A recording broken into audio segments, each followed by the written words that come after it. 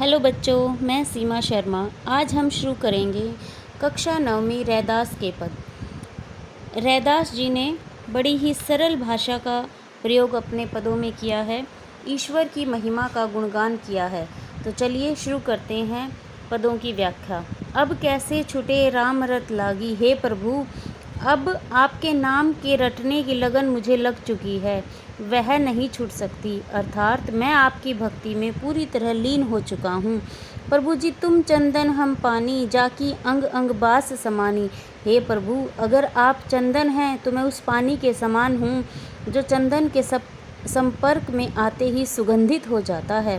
प्रभु जी तुम घन बन हम मोरा, जैसे चितवत चंद चकोरा। हे प्रभु अगर आप आकाश में छाए काले बादलों के समान हैं तो मैं उस मोर के समान हूँ जो बादलों के आने पर नाचना शुरू कर देता है। मैं उस चकोर पक्षी के समान हूँ जो लगातार चंद्रमा को देखता रहता है। प्रभु जी तुम दीपक हम बाती, जाकी ज्योति बरे दिन राती। हे प्रभु अगर आप दीपक हैं तो मैं उसमें जलने वाली बाती हूँ। जिस प्रकार आपकी भक्ति की लो मेरे हृदय में दिन रात जलती रहती है। प्रभु जी तुम मोती हम धागा, जैसे सोने मिलत सुहागा। हे प्रभु आप उस सुंदर मोती के समान उज्जवल हैं और मैं वह धागा हूँ जिसमें मोती पिरोकर माला बनाई जाती है। हमारा मिलन वैसा ही है जैसे सोने में सुहागा मिलने से उसकी शुद्धता और चमक बढ़ जाती है। ठीक उसी प्रकार मेरी भी सुंदरता बढ़ गई है जब से मुझे आपकी भक्ति मिल गई है। प्रभु जी तुम स्वामी हम दासा, ऐसी भक्ति करे रही दासा। हे प्रभु आप मेरे स्वामी हैं और मैं आपका दास हूँ। मैं इसी दास्य भाव से आपकी भक्ति में लीन रहना चाहता हूँ। रैदास जी ने इसमें अपने समर्पण की भावना को बताया है, ईश्वर की महिमा को बताया है और उन्होंने बहुत ही सुंदर अलंकारों का प्रयोग अपने पदों में किया है। इन्होंने जैसे अंग अंग में पुनरुक्ति प्रकाश अलंकार का प्रयोग किया है। घन बन हम मोरा, जैसे चितवत चंद चकोरा में अनुप्रास अलंकार का। प्रभु जी तुम मोती हम धागा, जैसे सोने मिलत सुहागा में उपमा अलंकार का प्रयोग किया है। चलिए अब करते हैं दूसरे पद की व्याख्या। इस पद में रैदास जी ने भगवान के साथ अपने अटूट और अविभाज्य रिश्ते का वर्णन करते हुए कहा है, जो तुम तोरो राम मैं नहीं तोरी, तुम सो तोरी कवन सो जोरी।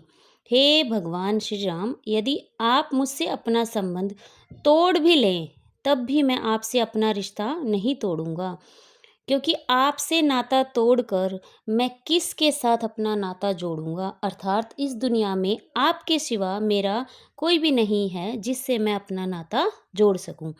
तीरथ बरत न करूँ अंदेशा, तुमरे चरण कमल एक भरोसा।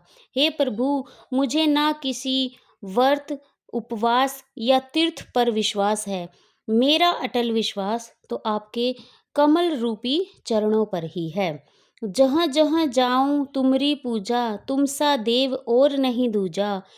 रैदास जी कहते हैं कि हे प्रभु मैं जहाँ भी जाता हूँ मैं सिर्फ आपकी ही पूजा करता हूँ, क्योंकि आपके अलावा कोई और भी देव मुझे पूजनीय नहीं लगता। अर्थात आप ही सर्वस्व हैं, आप जैसा उदार और दयालु और कोई भी देव नहीं है।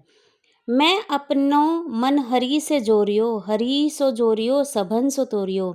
आगे रविदास जी कहते हैं कि हे प्रभु मैंने अपना मन आपसे जोड़ लिया है और आपसे नाता जोड़ने के बाद मैंने बाकी सब लोगों से या सारे संसार से अपना नाता तोड़ लिया है। अर्थात संसार के बाकी सभी मोह माया के रिश्तों को मैंने त्याग दिया है। सभी पहर तुम्हारी आशा, मन कर्म वचन कहे रही दासा। रैदास जी कहते हैं कि वे मन कर्म और वचन से हर समय केवल आपकी ही आशा रखते हैं और आपकी शरण में रहना चाहते हैं। इस पद में रैदास जी ने अपनी सच्ची भक्ति भावना ईश्वर के प्रति अपना समर्पण और अटूट विश्वास दिखाया है।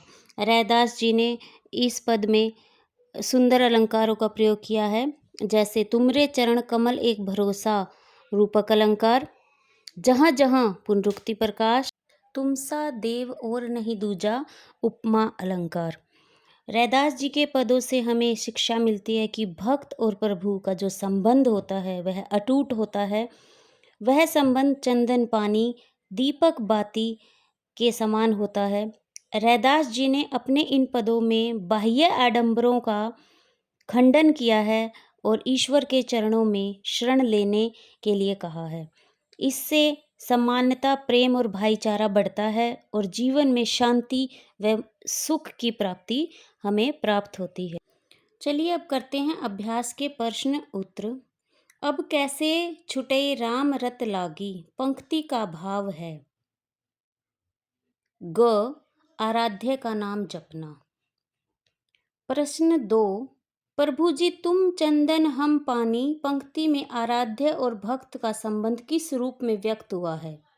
क, एकाकार और समरूप के रूप में। प्रश्न 3, तुम दीपक हम बाती से रैदास का क्या भाव है?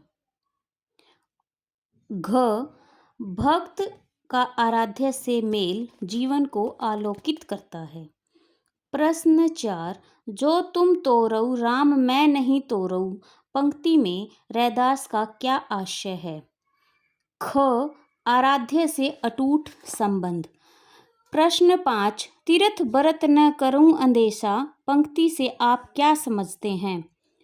क, तीर्थ और व्रत आवश्यक नहीं है। प्रश्न 6, सर्वव्यापक ईश्वर की अवधारणा किस पंक्ति में व्यक्त होती है? क, जहाँ जहाँ जाओ तुम्हारी पूजा। एक नई वीडियो के साथ फिर मिलेंगे। जय श्री राम।